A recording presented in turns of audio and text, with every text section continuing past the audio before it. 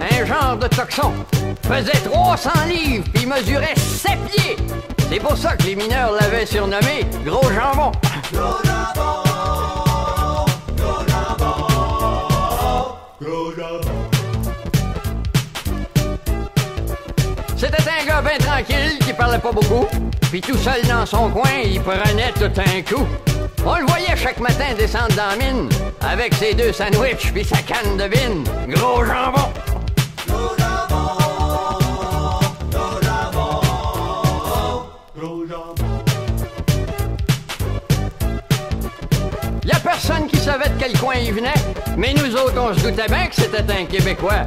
Parce qu'il sacrait tout le temps, puis il mangeait ben des crotons. Puis il avait tout le poil frisé comme un mouton. Gros jambon! Gros jambon, gros jambon, gros jambon. V'là-tu pas qu'un matin dans 8e galerie, les madriers s'écrasent et l'explosion retentit. 23 mineurs sont là, prisonniers comme des rats. Puis parmi ces 23, il y avait comme de raison, Gros Jambon!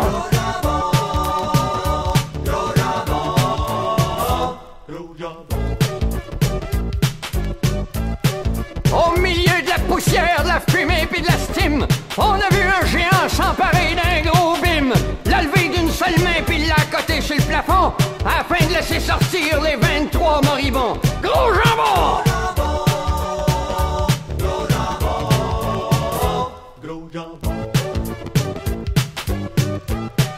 Et pendant que le géant tenait le plafond de la mine en l'air, les 23 ont rampé jusque vers la lumière, oubliant que dans le fond, au milieu de la stime, il y en avait toujours un qui tenait encore son bim. Gros jambon! Gros jambon, gros jambon. Et quand les sauveteurs ont voulu redescendre, il y a eu un grand cri qui se fit entendre.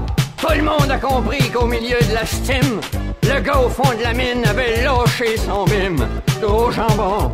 Gros jambon, gros jambon, gros jambon. Et depuis ce matin-là, devant la mine de charbon, on peut voir sur un mur écrit au crayon une petite phrase bien courte, mais qui en dit bien long. Dans le fin fond de la mine, il y a un grand toxon. Gros Jambon.